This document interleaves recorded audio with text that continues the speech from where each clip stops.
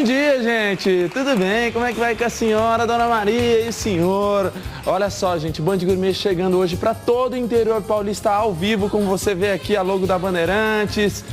Muito feliz, né? Porque agora, sábado de manhã, a gente faz esse programa super animado, com receitas muito gostosas. Esse friozinho gostoso que tá ali do lado de fora, só esperando para você fazer receitas muito boas aí na sua casa. Hoje, 3 receitas para você não perder. A primeira receita que eu vou fazer hoje é uma costela feita com batata doce, típica dessa época junina, né?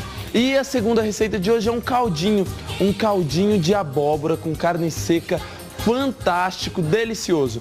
A terceira e última receita de hoje é um docinho, um brigadeiro de curau, um brigadeiro com milho, fica muito bom também, é algo diferente para você fazer aí na sua casa. E você já sabe que você pode participar com a gente ligando através do nosso telefone que está passando aí para você, que é o 18-2101-8521. Ligue, participe, enriqueça o nosso programa com as suas perguntas, com a sua participação. A gente fica muito feliz de você estar aí com a gente, ou se você não quiser participar, não quiser ligar, pelo menos fique aí com a gente durante essa 1 hora que estaremos aqui hoje. E além de fazer essas 3 receitas, como todo sábado nós temos um entrevistado, e hoje é um entrevistado muito especial, porque esse friozinho tem muita gente que já começa a levantar de manhã já meio que passando mal, né? Com aquela gripe, aquele alergia, asma e sei lá, aquelas doenças que dão nessa época do ano, as doenças de inverno. Para isso eu trouxe um expert aqui no assunto, o pneumologista, Dr. Paulo Gomes. E aí, doutor? Vai, tudo bem, Gabriel? Tudo bem, doutor? Prazer é meu, que isso. Doutor Paulo Gomes, que já cuidou de mim, eu já desmaiei lá no consultório dele com essas doenças de inverno aí. E aí, doutor, como é que você arrumou tempo para vir aqui, doutor? Pois é, Gabriel, hoje eu já acordei bem cedo, adiantei o expediente de trabalho, trabalhei no consultório para poder participar desse programa e enriquecê-lo cada vez mais. Essa época é igual Natal pro doutor, né? Essa época é uma época difícil, porque nós temos tanto as doenças alérgicas que pioram, sobretudo nos pacientes não tratados, como também as doenças infecciosas, virais e bacterianas. Então tudo isso aumenta. Então a gente vai aprender um pouquinho mais e você pode ligar e participar também com o doutor. Liga aí, 18-2101-8521, ligue, participe. Só não vai pedir receita de remédio nem atestado, né, doutor? Não dá. Não dá. Receita de remédio atestado não adianta nem ligar, minha querida. Vamos lá, mas a gente pode ajudar às vezes com alguma coisinha. Liga aí pra gente. Vamos pra primeira receita, que é a receita da costela, tá bom, ô Stallone? Da costela aí? Então senta o dedo aí, meu querido. Vamos lá, costela com batata doce. Uma costela em pedaços, uma cebola, 4 dentes de alho, vinho tinto, bastante vinho tinto, meio quilo de batata doce, pode ser com a casca, tá, gente? Porque ela é muito boa. 2 tomates, creme de cebola, louro, extrato de tomate, salsinha. Servir, é claro, com aquele arrozinho branco, soltinho, e vai ficar uma delícia. Vamos lá. Pra gente começar, o seguinte, 2 panelas aqui. Em uma panela eu vou fritar os pedaços de costela. Prefiro os pedaços com osso, tá, gente? Nada de costela sem osso. O sabor da costela, ainda mais desse caldo aqui, que vai ficar um caldo bem rico, vai vir desse osso aqui, ó, do tutano do osso. Você gosta de cozinhar, doutor? Gosto porque eu aprendi com a minha mãe e com meu pai. Nós somos de uma cidade do interior chamada Itajubi, próximo de Catanduva, que devem estar assistindo você nesse momento. E 4 filhos homens, ou nós aprendíamos com os pais, ou então, quando os pais não estavam, a gente morria de fome. Então, aprendi um pouco a cozinhar. Não é a minha praia, mas eu sei fazer o mínimo necessário para não morrer de fome. Já é bom demais, ó. Vai aprender a fazer aqui uma costela. Agora, doutor, existe alguma coisa que a alimentação pode favorecer ou atrapalhar nessa época do ano? Você ter menos ou mais gripe? Existe alguma coisa assim? O paciente, quando está internado, a primeira coisa que ele recebe, no primeiro item de uma prescrição médica, é a dieta. Portanto, a dieta que nós recomendamos ao nosso paciente é considerado mais importante que o próprio medicamento.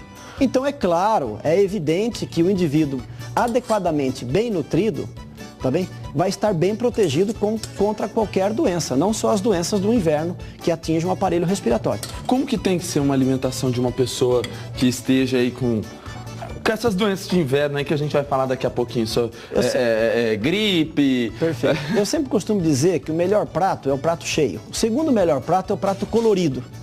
Qual seja, quanto mais cor tiver o prato, qual seja uma coisa branca chamada arroz, uma coisa marrom chamada feijão, uma coisa roxa chamada beterraba, uma coisa verde chamada verdura, uma coisa laranja chamada cenoura e uma coisa vermelha chamada tomate.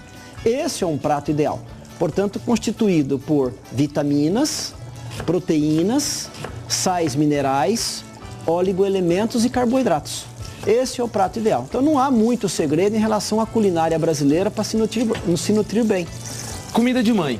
Comida de mãe, exatamente. Então isso O que ele falou aqui é comida de mãe. Isso, aquela comida feita em casa, não a comida industrializada onde tira-se e se coloca no micro-ondas, descongela e o indivíduo come. Aquilo realmente não é uma comida do ponto de vista nutricional adequada.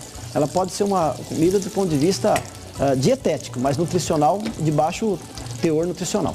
Agora, doutor, ó, tô temperando então aqui a costela, só temperar com sal, pimenta, e na outra panela aqui eu já tenho um pouquinho de cebola e alho. Vou grelhar essa carne aqui com bastante delicadeza, cuidado e tal. Agora, doutor, nessa época do ano, quais são as doenças principais aí que ocorrem nas pessoas aí, no geral? Perfeito. Os indivíduos alérgicos que já trazem consigo esses sintomas de alergia, especialmente a rinite, caracterizada por espirros, por coriza, por coceira nasal e por entupimento nasal, nós chamamos de obstrução, tem normalmente uma acentuação dos seus sintomas.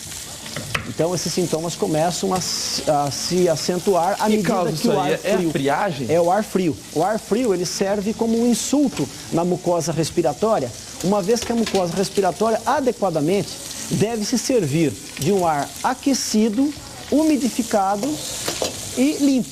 O corpo humano é bem sensível. É bem fresco. Então, é bem sensível. Então, à medida que há essas nuances, essas mudanças de temperaturas bruscas, isso aí produzem esse tipo de provocação, produzindo resfriamento da via aérea e desencadeando as crises de rinite alérgica.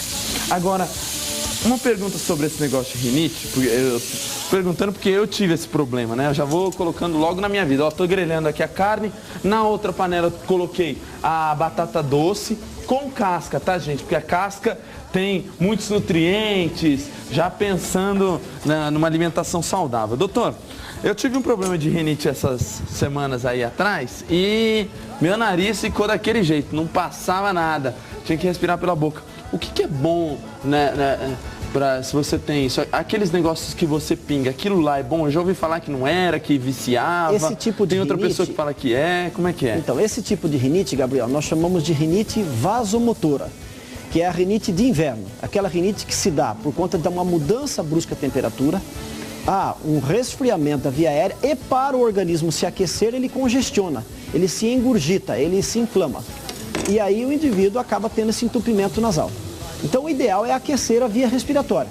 Sempre deixar um pouquinho de água morna no banho cair sobre o seu rosto, de preferência instilar, pingar dentro da narina um pouquinho de solução fisiológica, soro fisiológico morno, para poder aquecer aquele nariz congestionado que resfriou e congestionou, tá bem? E se isso não resolver, é sempre necessário utilizar um tipo de descongestionante, que em algumas pessoas não pode ser utilizado por conta de que pode subir a pressão e pode provocar até arritmia, mas que a maioria da pessoa tolera bem, tanto o descongestionante nasal quanto o de uso oral. Então é importante antes, tem gente que vai atrás desses descongestionantes simplesmente por ir, né? Vai lá na farmácia. Acho que é importante frisar para as pessoas que estão aí em casa que esse congestionante tem que ser prescrito, às vezes prescrito por médico, e né? Adequadamente orientado, uma vez que o uso prolongado acima de 7 dias pode produzir a chamada rinite química ou medicamentosa, que é um efeito rebote. O indivíduo tem congestão nasal, pinga, descongestiona. 4, 6 horas depois passa o efeito terapêutico do produto, ele congestiona novamente. E isso vai danificando a mucosa nasal, produzindo áreas de hemorragia com sangramento nasal, áreas de inflamação, e isso aí vai produzir ao longo do tempo até uma perda do olfato do indivíduo. Então, o uso do descongestionante nasal deve ser muito rigorosamente instituído para que o indivíduo tenha o seu benefício logo nos primeiros 3, 4, 5 dias. Se isso não for removido, ele vai produzir ao longo do tempo uma rinite química medicamentosa que necessita um tratamento para que haja uma reversão completa do quadro. Olha como é perigoso, gente. A gente tem uma ligação. Alô? Alô? Com quem eu falo? É com o Marcos aqui de Presidente Prudente. Bom dia. Oi, Marcos, tudo bem? Bom dia. Então, eu gostaria... Abaixa o som aqui, galera, para ouvir o Marcos melhor, por favor. Eu gostaria de formular uma pergunta. Por favor.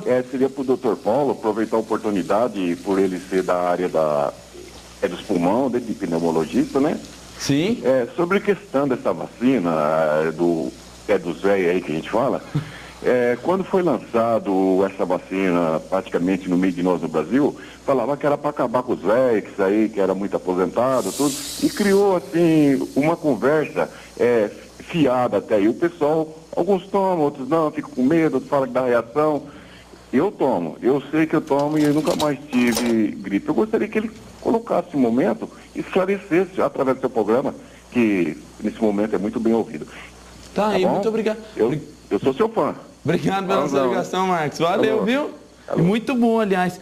A vacina dos velhos. A vacina. Essa pergunta... Como ele falou, gostei da vacina dos velhos, Marcos. Essa pergunta é muito pertinente. É muito importante, porque nós estamos passando por um período de doença de inverno. Tá bem? A gripe é uma doença que mata. Todos vocês que assistem televisão, ouvem rádio, leem jornal e revista, sabem disso aí. Nós estamos passando por um período crítico. Novos casos de gripe suína, chamado gripe A ou H1N1, estão acontecendo. Hoje, a maioria das gripes importantes que acontecem no país já são produzidas pela gripe suína, cerca de 90%. A vacina, ela é feita com um fragmento do vírus. São 3 fragmentos. O H1N1, que é o vírus da gripe suína ou gripe A, o fragmento do H3N2, que é um outro tipo de vírus, e o fragmento de um vírus chamado influenza B. Existem outros tipos de vírus que não são contemplados nessa vacina por considerar que eles não foram importantes na última epidemia viral do ano passado e que são menos virulentos e por isso produzem gripes mais tênues, mais leves. Então, esses 3 fragmentos desses 3 vírus fazem com que, quando inoculados no indivíduo, produzem uma imunidade. Então, eles insultam a sua imunidade a reagir contra aquelas partículas virais, protegendo-o contra aqueles anticorpos, protegendo contra aqueles antígenos, ou seja, contra aqueles vírus que irão provocar a doença. De tal modo que essa vacina ela é altamente eficiente, sua eficiência ultrapassa 90%, começa a fazer efeito 15 dias após o início da vacinação e é recomendada para todos, porém não existe vacina para todos. Daí porque o governo sempre faz opção de olhar no retrovisor, olhar para trás e ver que os idosos acima de 60 anos, as crianças até 2 anos de idade e as gestantes foram os principais indivíduos que, quando foram acometidos por esses vírus, adoeceram, tiveram insuficiência respiratória, pneumonias graves e muitos deles até vieram a falecer. Daí porque o alvo da campanha é atingir a essa faixa de população considerada mais vulnerável, mais sensível. Porque não dá para fazer vacina para todo mundo. Ia ter que ser 160 milhões de doses, né? 196 milhões de doses. Estamos quase em 200 milhões. Já estamos em quase 200 milhões de brasileiros. Eu coloquei um pouquinho de vinho aqui, gente, ó. Vinho, então tem os legumes, o tomate. Vou deixar agora isso aqui cozinhar. Só que uma coisa interessante que eu coloquei aqui para tempero, que é o creme de cebola, aquele creme de cebola que você usa, tal. Gabriel, você não vai colocar essa costela na pressão? Não vou colocar. Eu vou deixar ela cozinhando fora da pressão por mais ou menos de 1 a 2 horas com esse creme de cebola aqui. Ela vai ficar com um sabor delicioso. A batata doce, ela deve ser colocada sem estar cozida, para que ela vá cozinhando e vá ganhando também o gosto nisso aqui. Vou colocar uma boa colherada de manteiga e deixar isso aqui agora, gente, cozinhar até não poder mais, louro e tal. Então, doutor, o senhor falou aí dessa vacina, mas que nem se uma pessoa igual eu quiser tomar. Claro que essa vacina também é distribuída para outras pessoas. Ela é distribuída em alguns clínicas particulares. Ela também é distribuída em algumas fábricas, algumas firmas, considerando que uma das maiores causas de ausência no trabalho é a gripe. Tem muitas firmas o hotel que eu trabalhava em São Paulo, o pessoal dava vacina de gripe no mês de maio, no mês de junho, para que o pessoal não tivesse gripe, porque... E a conta fecha, Gabriel, porque se você considerar que a vacina é muito barata em relação aos dias de trabalho perdido de um funcionário gripado, então é melhor dar a vacina para todo mundo, porque você vai ter uma cobertura antigripal muito alta, a vacina é segura. Isso é uma pergunta muito interessante. Pois é. Eu tomei a vacina e fiquei gripado 3 dias depois. É impossível a vacina provocar uma gripe, considerando que é um fragmento de um vírus, e um fragmento não pode produzir doença. O vírus completo pode produzir doença, mas não um fragmento inativado daquele vírus. Alguns indivíduos têm algumas reações, alguns sintomas, mas são tênues, são leves, a maioria das vezes brandos, sem significância clínica, e outros indivíduos mais sensíveis que já estavam no curso de alguma virose, pode vir a apresentar alguns sintomas de resfriado comum, mas jamais uma gripe produzida pela vacina. Olha só que interessante, gente. Então, se você quiser aí passar um inverno sem gripes, é interessante. Pelo menos a gripe produzida por essas doenças, vacine-se adequadamente. São 3, quais são as gripes? É o H1N1? Influenza B, H1N1, que é o gripe A ou gripe suína, e o H3N2. Olha que interessante, gente. Bom, aqui então tá a costela pronta. Agora, a hora que ela estiver bem cozida aqui, eu vou colocar a salsinha picada e vou servir isso aqui com um delicioso arroz. Vai ficar uma delícia, bem quentinho, para aquecer, né, doutor? Tem que comer comida que aqueça, né? Eu sempre recomendo aos meus pacientes, tomam bastante chá quente e achocolatados quentes também, porque isso ajuda a aquecer a via respiratória, protegendo contra inflamações. Olha só como sua mãe, quando falava para você, falava a coisa certa, meu querido. Vamos um intervalo rapidinho, eu estou conversando com o Dr. Paulo Gomes, um especialista nessas doenças respiratórias de inverno, e você não vai perder. Daqui a pouco tem uma receita de um caldinho de abóbora. Eu sou fã de abóbora, né? Então não preciso nem falar nada, não sai daí.